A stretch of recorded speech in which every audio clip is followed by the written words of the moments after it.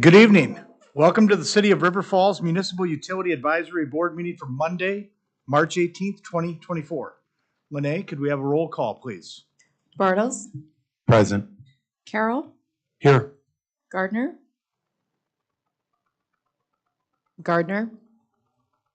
Here. Lick, Present. Klecker, Toom. Here. Looking for an approval of the minutes for the UAB meeting on January 16th. Can I get a motion? Move approval of the minutes. Second.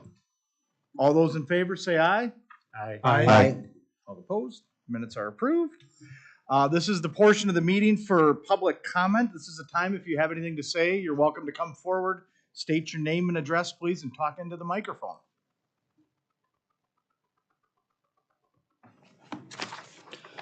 Good evening, ladies and gentlemen. We're not really strongly represented by ladies, but that's anyway. I'm William Hanson, over on 1025th Street, just out of River Falls. I just have two things tonight. One, I'd like to congratulate River Falls on their continuing generation of hydroelectricity. Your hydroelectric dam at Junction Falls is your largest local source of renewable, profitable hydroelectricity. Congratulations on that. The other thing I'd like to remind you of is on April 20th, I'm a member of the Hope for Creation. On April 20th, we have our next Earth Fest. It's a big event at the university and the University Center. And this year we have actually brought Paul Douglas in to speak on climate change. He will speak just prior to the event from 11 to 12 at the university. So keep that date open for you. There's lots of interesting things that go on there with sustainability and electricity and the use of new electric vehicles and things. We'll even have a few of them to have demonstration rides in if you're interested. Thank you for your time, ladies and gentlemen.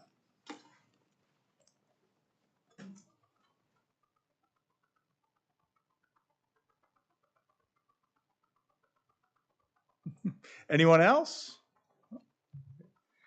Moving on to the consent agenda, acknowledgement of the meeting minutes from the West Central Wisconsin Biofacility Commission, January 25th and February 15th, 2024 meeting. Can I get a motion?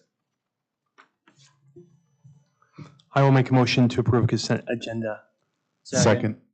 Is there any discussion? I did have a question for you, Kevin. On their meeting from the 15th, they had spoken about the digester that's going on south of town. I was just sort of curious what the thought was on that, how it would affect them. Sure. So first of all, I was not at that meeting. I had a conflicting meeting that day, so I had to choose between WPPI and West Central.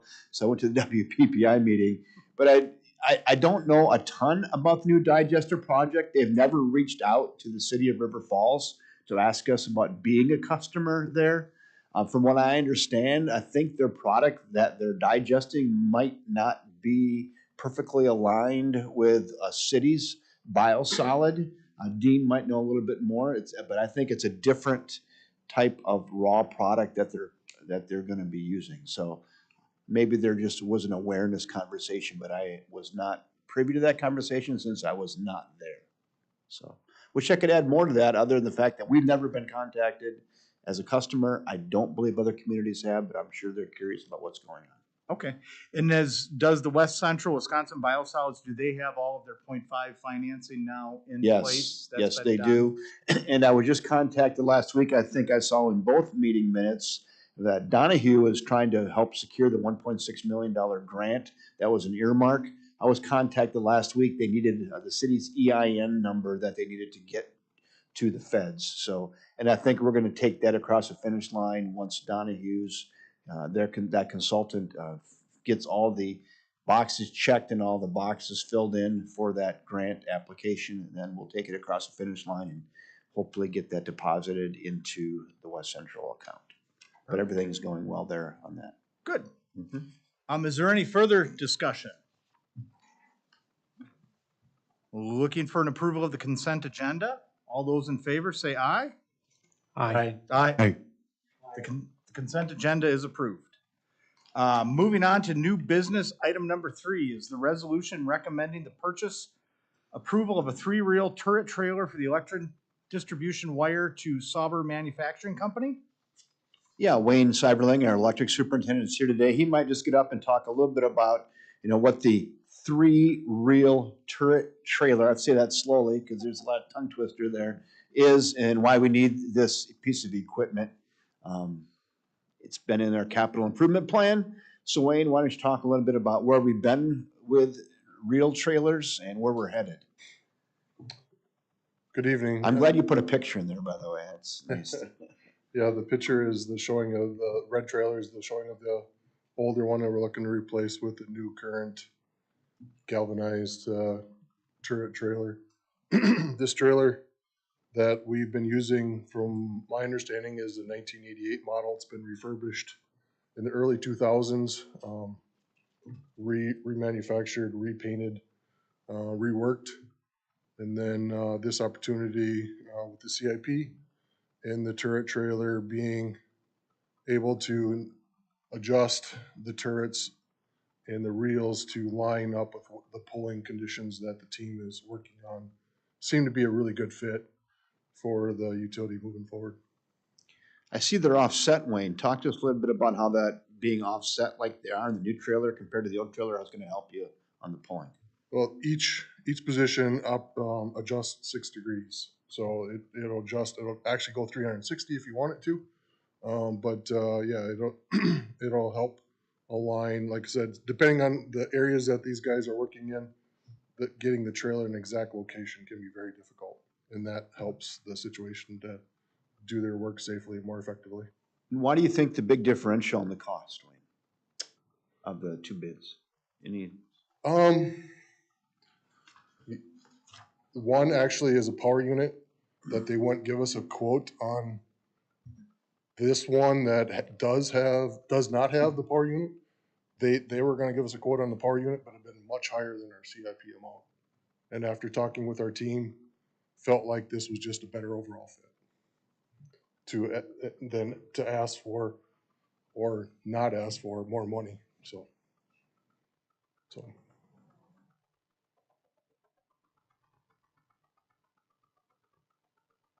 Any questions? No? All right. Thank you. Thanks, Wayne. Just want to say it's an essential piece of equipment for our linemen to use to pull wire. Looking for an approval for the resolution? I'll move approval for the resolution. A second? I'll second. Is there any discussion? Wayne, I should have asked you this before you left, but approximately how many times a year, how many days a year do you use this? Typically on any, as you can see, it's a 3-wheel trailer, so any 3-phase project. So we'd probably use it, cable replacement and new projects. So there's probably at times where we use it up to 20 times a month or a year. The longevity of this trailer is important. So. Yeah.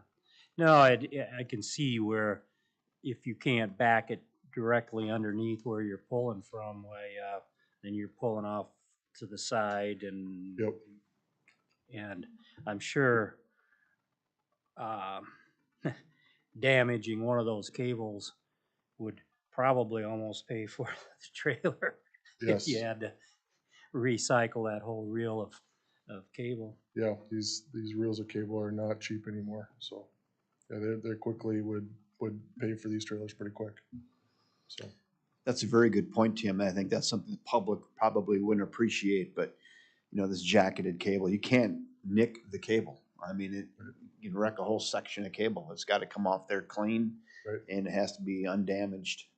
And to be honest, the price of the reels and the cable that's on it, the large cable is $12 a foot. So you do the math quickly. It's the value of the trailer basically. So it's pros and cons about having good equipment and good uses for it. this is one I think is very valuable. We have a crucial about a mile segment that we're gonna be installing this year. Correct. Yeah. On Powell Avenue, so. And yeah, this is long overdue for the team. So What's the lead time for getting this unit? about 6 months. So we won't have it then for this season's construction or We get it in. towards the end? We potentially could. Okay. It's just a matter of the timing of the project that Kevin mentioned, but. Okay. Otherwise, the other companies were 12 to 18 months. Oh, So, Yeah, I bet we're hoping you have it by the time you pull that wire along. That's probably gonna try to line that up, aren't you? yeah, that's what we're hoping for. Absolutely. So I've been in contact with the manufacturer and making sure we're all on the same page. So What are the plans with the old trailer? at this point, we were just gonna leave it in stock and then think about repurposing it or selling it outright if there's enough value there as well. What's it worth? I wouldn't know at this point. Usually a lot of utility equipment doesn't go very high. And I speak from trucks and other trailer equipment. There's not a lot of value there typically. But as the increased in cost of everything, maybe the value has increased some. But for the most part, I would hate to guess on what the value would be. It would be less than 20 grand, I'm sure, easily. So, Thank you. Does that go in the surplus, Wayne, surplus auction? Is that where that would end up if they weren't able to use it? constant surplus, or the mechanics do have another auction they like to use as well. I'm not sure of the name of that, but it's one of those two auction services. So,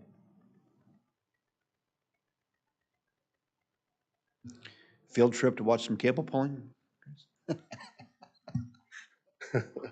thank you. any further discussion? Seeing none, all those in favor say aye. Aye. Aye. All those opposed? Nope. Resolution passes. Moving on, excuse me, moving on to the reports. Kevin. Safe to stand here. And the first report up is one, I'm calling it a community legacy fund discussion. It could be called community cares, community giving, community philanthropy. I don't know, but we've been doing this probably for, I don't know, I wouldn't say forever, but your local municipal electric utility is able to give back to the community. It's one of the beauties of being a municipal electric utility. I don't think we're really off track, but I thought I'd pull it all together and show you where Powerful Choices is funded from, where low income is funded from, where some of these other programs are funded from, and what we're spending money on. Just kind of get it out in the open and say, hey, are we doing the right thing? Are we on target? Are we off target? More, less? And just kind of opening up to the Utility Advisory Board as a sounding board. And I'm not going to make any policy or anything tonight, but I think it just see if I have any blind spots on this. So let's pull this up, let's kind of go through it, and hopefully this is fairly interesting. We'll keep it as short and sweet as possible here, but hey, this may be interesting. We're going to find out in 2 seconds. When I did it to myself, I was just totally enthralled, of course. So we just talked about local municipal utilities. You know, it's kind of like singing in the car. It sounded really good. So, and that's what I gave this time. It was really good. So we're going to find out now. But, you know, what is a municipal utility and what is the value of municipal utility? I actually have a lot of these hanging on my door as you walk in. But, you know, so what is the value? Why a municipal versus an investor owned? And so one thing is, I think, financial support for your local government, general fund transfers, payment in lieu of taxes. You know, our electric utility gives about $500,000 back to the city's general fund in payment of lieu of taxes. Water is $300,000-400,000. So it's a pretty good chunk of money that we're able to plug back into the local general fund from our local municipal utility. In-kind contributions. You think about, I'm going to go through some of these, but things like, you know, holiday lightings and scholarships, and we're going to get into some of those. And that's really the area I want to kind of ask about today. But yeah, I mean, I think if you're an investor owned, you're probably not going to get some of that direct mainline things into your community that we're doing. And that's what we're going to talk about. Savings through more efficient municipal operations. You think, what does that mean? We really got good at getting out of our silo and sharing resources, both personnel and equipment with other departments. I think that's kind of a big thing. Lower rates and local input in rate making from policymakers like yourself and our local city council that then ends up going to the Public Service Commission, but you have big weight on that. Support of local businesses that we're able to do, community sponsorships and engagement, energy efficiency and customer programs. We are one of the most active municipals in the state with that, with our energy efficiency coordinator and Mike Noreen. Support of economic development activities. In our last rate case, we actually have $60,000 in rates that are dedicated towards economic development and funding some of that activity. Local decision making, that's the beauty of local municipal electric reliable service, fast response times in the event of outages. You saw our rankings on that in the past, whereas in some of the, I think it was less than 20 minutes response time last year for outages. So good with that. Accessible, friendly customer service. Maybe that's one that is starting to raise its head as kind of a nice one. If you're like me, you think sometimes you want to talk to somebody. Well, when a local municipal, you can come down, you can see somebody. There's a phone number, you can get someone live, you can see them in person. In this digital age, sometimes it's really tough to talk to somebody in person, but a local municipal, we still offer that walk-in service, that good old-fashioned walk-in service, dedicated to community improvements and responsive vegetation management. That one's kind of in Wayne's category, but we take a very active role in making sure our trees and whatnot are trimmed away from our main power lines to help with reliability. Powerful choices. We've all heard it. We think it's really good in the community. We think it's cool in the community. I'll just talk a little bit about what powerful choices is. This started in 2007. I'm going to go down to the bottom where it says history. So there was actually a resolution passed by City Council in 2007 that says River Falls Municipal Utilities will provide a monetary support of 1% of electric revenues for a community-wide energy efficiency program. And that's, I think Don Richards might have been on the, maybe mayor back then when that was the start of that. And so the city said, we are dedicated to having 1% of our revenues go towards energy efficiency programs, and Powerful Choices was born. Powerful Choices is a community-wide effort to install a strong local conservation ethic while demonstrating the effectiveness of energy efficiency. Our annual budget is about $105,000 annually, but that does not include the energy efficiency coordinator's salary and benefits. Our energy efficiency coordinator does this for about 3 days a week, and he's also our city forester now as well, so we kind of double duties on that. Well, I'd have that on there. About 1/3 of the time he's into the forestry. The $105,000 does not equal the 1% of revenues. That $105,000 hasn't really gone up, and it probably should have over the last few years, but we've left the budget there. We think it's adequate funding at this point, but it doesn't exactly reflect the resolution 4940, which says the 1% of electric revenues. I guess we've just decided that internally that would just leave that 105,000, but I suppose one could argue that could be raised up to be what the resolution says, but it's not at this point. It's about 105,000. That was the last bullet point there.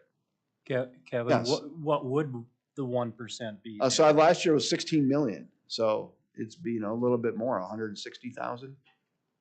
Yeah. So it's more reflective of what it was back around 2010, 11, 12, when we were about a $10 million, $11 million utility, and now we're about a $16 million utility. So as of last year. So there's a little delta there. So you think, what are we doing with Powerful Choices money besides energy efficiency programs? EarthFest was mentioned a while back. We were kind of the initiators of EarthFest. It started in Glen Park, and now it's really ramped up and graduated to be a big partnership with the University of Wisconsin held in their facilities. It's kind of a big deal, and we seed that with about $3,500. We give $1,000 to American Cancer Society, River Falls Chamber of Commerce. We do some scholarships, so we had two high school seniors and a UWRF scholarship. So we do $3,000 in scholarships. I think it's pretty modest, really, if you think about it. And then we give those sometimes to people who ask. Baseball Council, we do $500 for an outfield sign. that's out there in the outfield at the baseball field. DNR nursery, $423. Fish pocket schedule, looks like we sponsored that, and some youth baseball or youth basketball. They won $100. We had a golf outing sponsorship for them. So that's kind of where we spend about $10,000 a year just on local community giving. That was in 2022, and 2022 was a pretty reflective year. In 2023, it was $109,000 because we gave $100,000 to UWRF that year. So I didn't put that on there because it's not really reflective. That was an anomaly year. So yeah, so out of the 105,000, we're giving about 10,000 back into the community in some of these types of things. So I'm going to say there's really 3 buckets of money. So again, one is the Powerful Choices money, and then the other 2 buckets are commitment to community, energy efficiency, and low income funding. Well, actually, this is a second bucket, which is $16 per meter per year. The Wisconsin Public Service Commission tariff, it requires every ratepayer in the state to pay $16 per meter per year to go to 2 different things. One is energy efficiency and one is low income. River Falls, like all WPPI members, we send our energy efficiency funds to Focus on Energy that gives us access to their programs. Here's the beauty of that. We know how to go to Focus on Energy and get the money back into the community because we have a full-time energy efficiency coordinator. So we send about $60,000 down to Focus on Energy annually, and we bring back between $150,000 and $180,000 into our community. So that is a really good investment, I believe. So so good that we don't like to talk about it too much more in mixed circles with other communities because they're like, hey, River Falls is getting all that money and we should probably put a cap on that. So we just do what we can, get what we can, and we're pretty good at getting that money back into the community, both commercial and residential customers. Then low income, we have the option of sending that to the state for redistribution or administering that locally. In this one, we administer locally because we think we get more of a bang for our buck and more directly impacts our utility if we administer that locally. So we choose to keep our approximately 55 or 60,000 local. And maybe it's on the next slide I show. Yeah, the benefits include higher dollar amounts and bill pay assistance. We get a little more diversity in the program, ease of access to funds through contributions to our local nonprofits. That's one thing. For example, our Neighbor's Place and what's the other one that Rana oversees? ARC. So we give them money. So we give ARC $5,000, and then what ARC does, they'll have customers that need bill pay assistance, and then they help that and they directly pay us back. So that money, so we have about $7,000 that never really just kind of recycles in the community. We get it, we give it to the nonprofits to administer, and it comes back to us in the form of bill pay assistance. That's also a really good way. And we don't have the resources to do some of that. They have direct connect with these customers who have needs in the community. So I'm very proud of how we've been able to improve River Falls communities through some of those programs. So here's a history of the bill pay assistance. You can see in 2022, we helped 206 customers to about $47,188. So it's fairly significant. And you can see here too, there was a couple bigger years down in 2012, 2013, but it's been ramping back up and we've become really active in finding ways to get that money to customers in need in the community. So look, the average, so out of the 206 customers, the average is $229. That's pretty significant for those 206 that needed that money. And then there's this third bucket, WPPI Energy. It's about $3 a meter, and they give this to all of the 51 WPPI members. We get about $22,000 annually from WPPI, and that's supposed to be dedicated towards community contributions, economic development, school education and outreach, customer services, and branding. And the WPPI gives the members the flexibility to break the spending up into 4 of the categories. You can lump it into all, 1 or 2. They're pretty flexible, but we get $22,000 to spend. So I'll show you what we're spending that money on here in this little spreadsheet. So you can see we gave American Cancer Society $1,050 of this money. There's a pocket schedule, it's $450 to the baseball. UW Summer Concert Series, last year we gave $1,000 to help bring that concert series UWRF that RF puts on in the summer back. I committed to that again this year. I think it's just a nice thing for the community, and it gives UW River Falls, gives our FMU River Falls Municipal Utilities a chance to go and say something before the concert to the crowd that we're a proud sponsor of the summer concert series. And again, I just think it's a nice thing in the community. We're able to do that through this fund. High school scholarships come out of this fund, a couple of those. So there's printing, we're sending Jenna Willie to some training. We're paying for some training out of that. Bill inserts, Public Power Week. We bought some cookies during Public Power Week, wall posters, bill inserts. So you can see there. Recycling event. So we kind of capped the recycling event at about 20,000. Anything above that 20,000 is paid out of the, what's that called on the bill? Core fee, out of the core fee, thank you. And then the remainder over 20 we take out of this WPPI fee. And last year was about $6,500.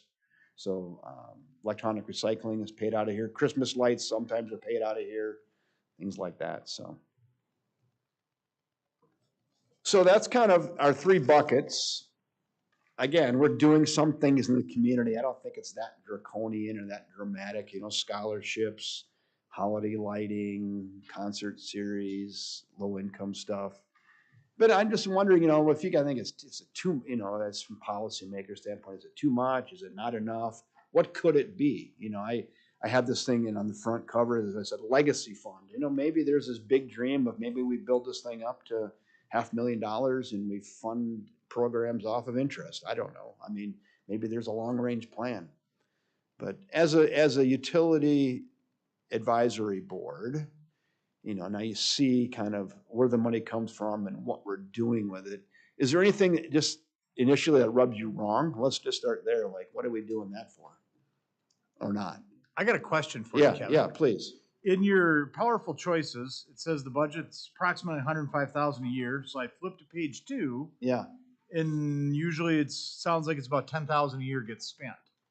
That on those types of things. So the rest of it gets spent on energy efficiency programs, more directly what you think it would be spent for. So the 10,000 I showed you is kind of things out of the or core. The philanthropic type thing. Right, So I was kind right. of wondering, like, where's the other 95 going? Right. So But- that if Mike was here, he was on vacation and I asked Okay. him, but so I didn't get an answer. But it's this, what I showed you is more that's not the core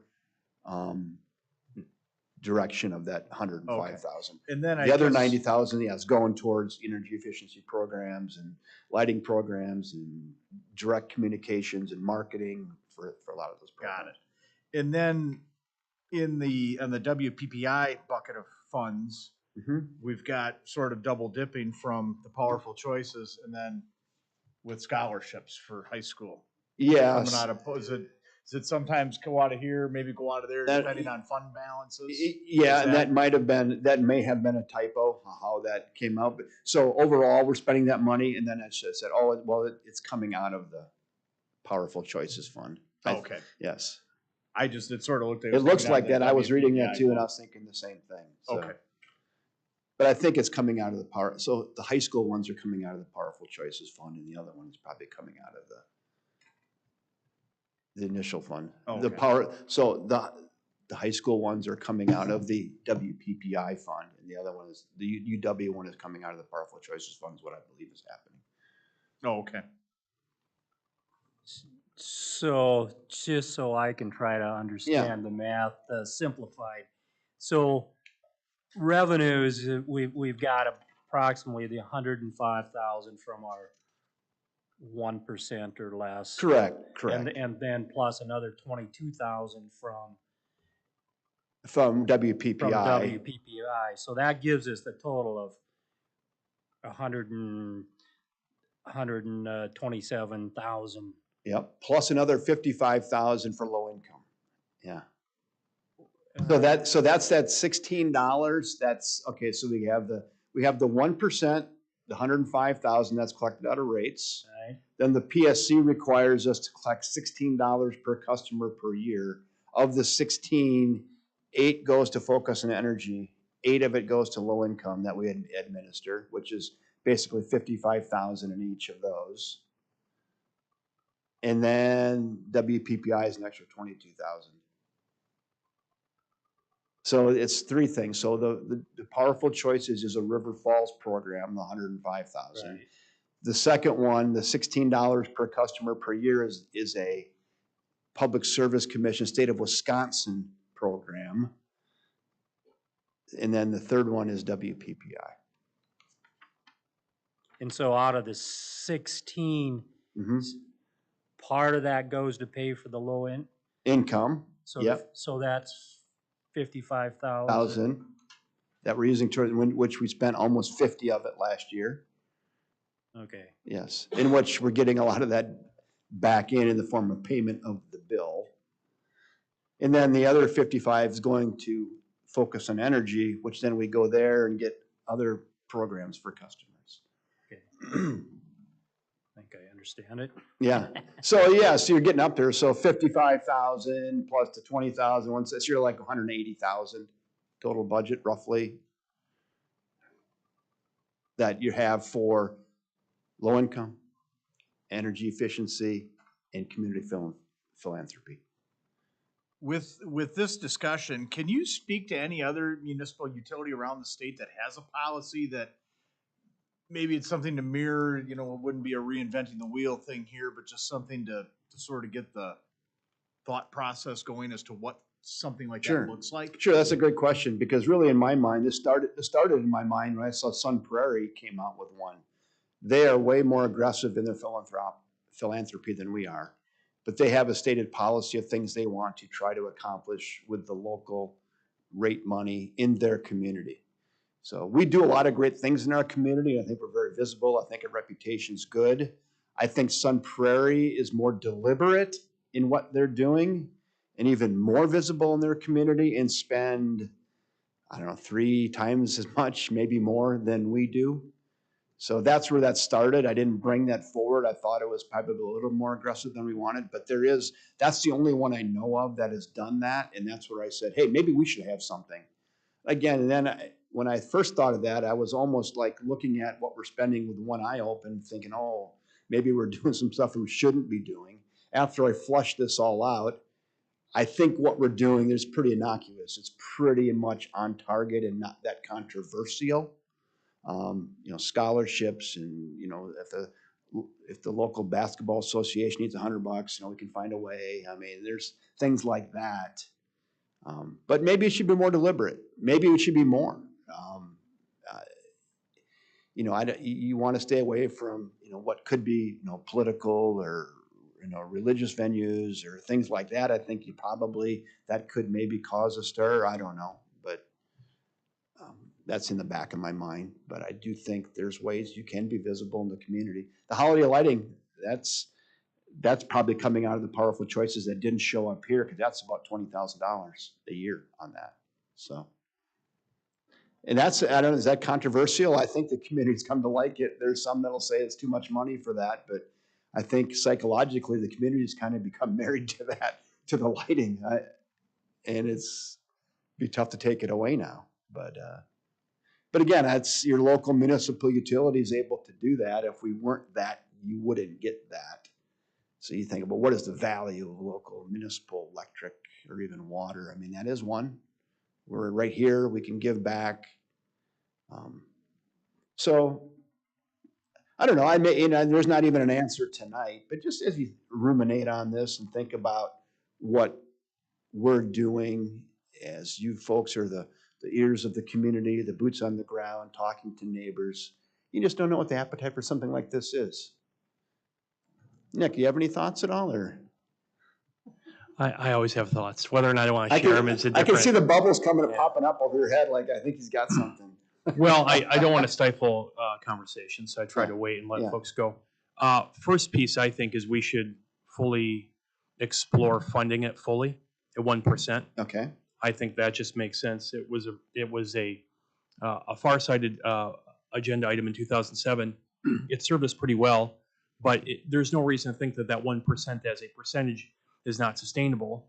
And then once you've been able to benchmark where you want to be with it, and this discussion brings a lot of that forward to us, I think the second discussion then can be, do we want to have some pockets that we want to invest in? Yeah. So I was looking at the assistance that had been doled out over the last 17 years, and you can see some peaks and valleys. Yeah. And I have to think we're probably in a season where if we had more money to spend there, we would find people who could use it. Mm-hmm. So I think that's a good thing. We could maybe look at increasing one scholarship. So there's just a lot of ways I think that money, but I don't want to say, hey, let's move it to 160, move it to that 1%. And then you say, I don't know how I can administer Right. an additional 55,000 and get it into the community. So I think that's thing one.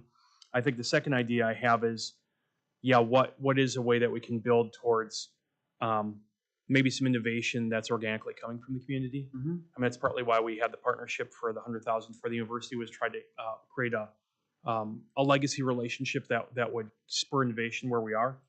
I don't know what that looks like, but it's probably going to be around renewable green stuff that just makes sense because of our mission. Mm-hmm. So just making sure that we kind of thought that through too. Sure.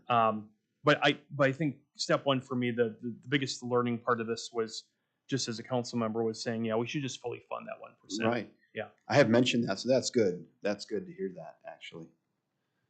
So we've had some sidebar conversations with the finance director and whatnot. Guess there just wasn't the appetite yet, but I said, hey, I mean, it says here in the resolution. So, but yeah, it's fair. And that is some good foresight back in 2007 to initiate a program like this. Like I said, we might be the only one in the state that's doing this much activity like this with a full-time person. So makes us different, makes us special, I guess. Now, these are good. This isn't problems, right? These are good opportunities for us to have. We've been around, we'll be 125 years next year for our municipal electric utility. And I think we're well positioned to keep being advocates for the community and assets to the community in every way we can, from the reliability to local people doing local business, local representation, and then the philanthropy where we can find the right avenues to do that. And you could really, get a cherry on top of the sundae if you could develop a fund that could be self-funding someday for some really great things and more scholarships and whatnot. So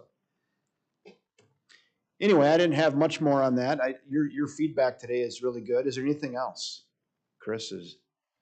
And again, this is something I kind of threw at you tonight without much warning. So if you want to ruminate on it, you might think of something or talk to a neighbor, you might have better ideas. But I do have some good takeaways that we have tonight. So thank you for your time. If we could get a copy of Sun Prairie's policy. I'll do that. If that's possible. Yeah, I think that's will. good. And I think Nick's on target saying, let's fully fund it the way it's supposed to be, and then decide what makes the most sense moving forward. Yep. But I think certainly having a stated policy Yeah. makes sense, because I think when the university came, it was 100,000. I think that was probably a little bit of That was. it was a little bit of a surprise. Yeah. Right.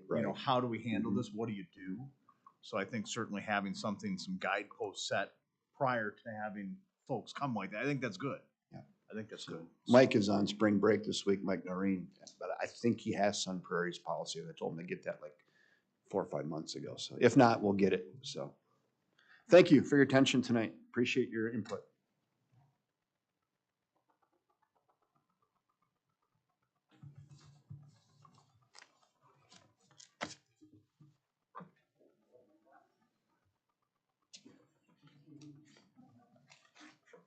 You want to do some reports, Kevin? Yeah, I can. Great.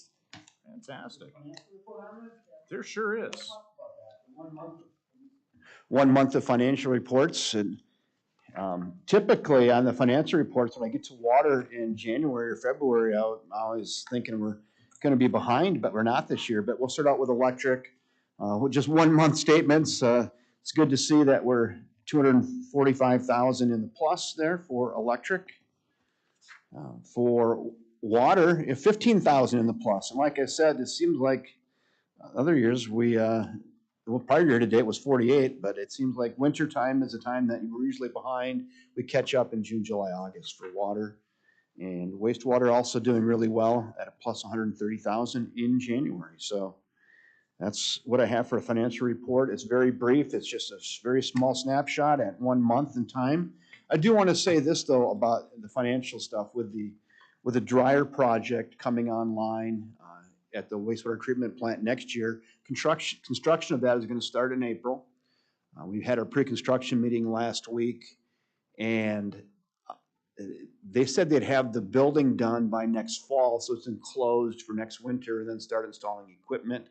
And then by then next July, they will hopefully have that thing completed. And if you can remember, those bids came in a little higher than expected. So we did have some capital improvement projects that we're putting on hold for this year. I think, Dean, it was about 180,000 of sewer televising and lining that we're gonna bypass in 2024. It's about that much. And then another, what, 30,000 in BioP?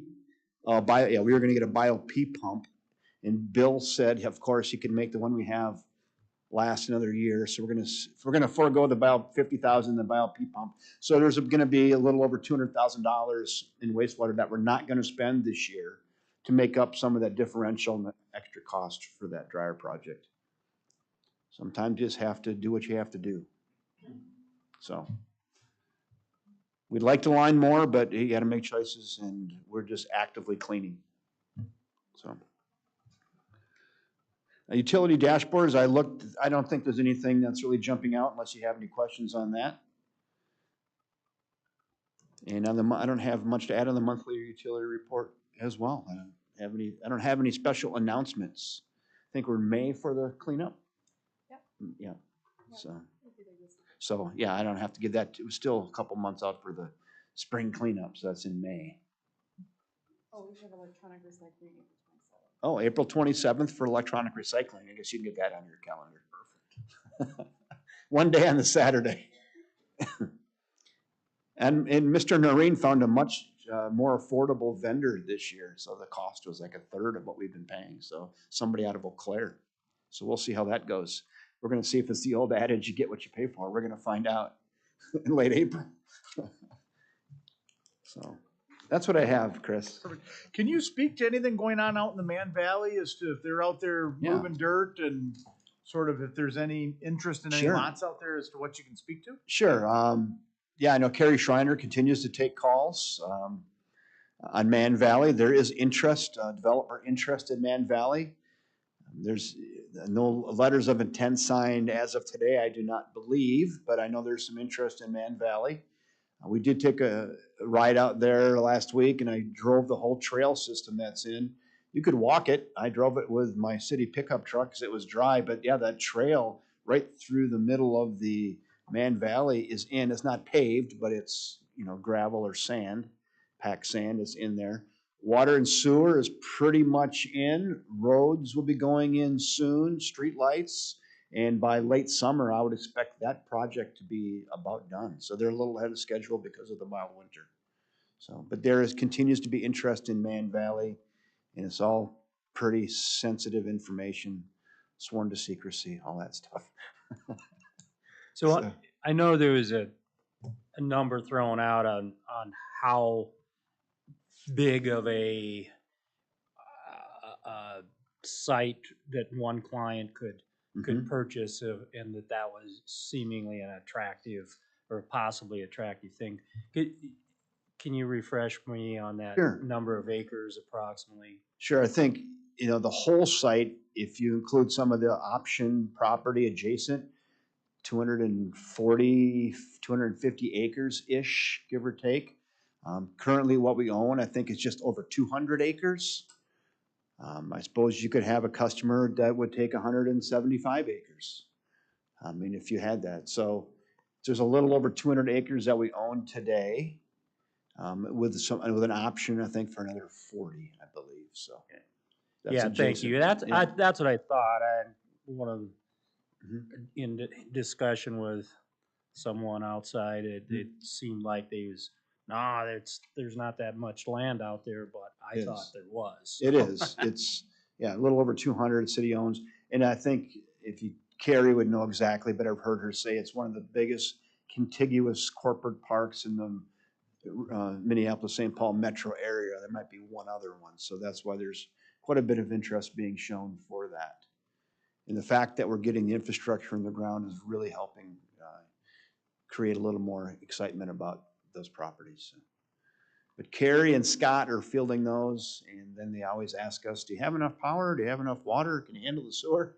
And these guys are answering a lot of those questions. So, and they're working a lot through the state with those. Some of these requests come in through the state system, and the state contacts us, and they get a code name, and then we answer questions on utility needs. So that's where that's at.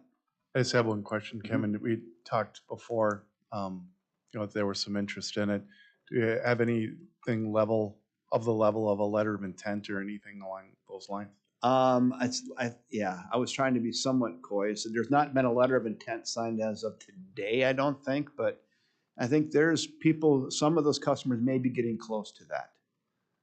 Maybe getting close to a letter of intent, potentially. So,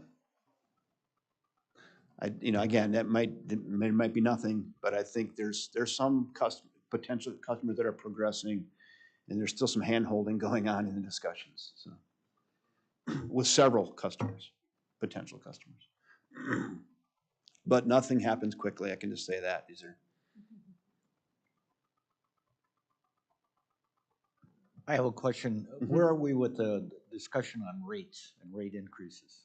So that is going to be being assembled by WPPI Energy Rate Department, and then it'll be, I think, brought before this board and the city council, and then we'll submit that to the PSC later this summer, early fall.